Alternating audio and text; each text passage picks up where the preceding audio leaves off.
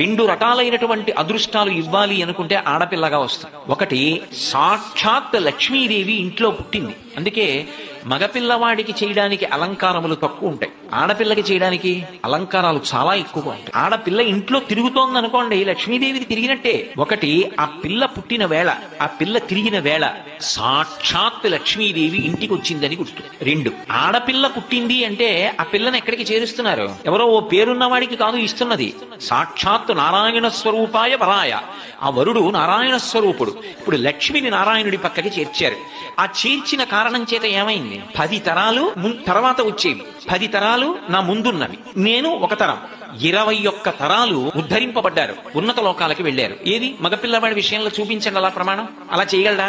సాధ్యం కాదు. అమ్మవారు అనుగ్రహిస్తే ఆ తల్లి వీళ్ళని నేను విశేషమైనటువంటి ఫలితము చేత సత్కరించాలనుకుంటున్నాను నువ్వుకుంటే ఆడపిల్లగా వస్తుంది.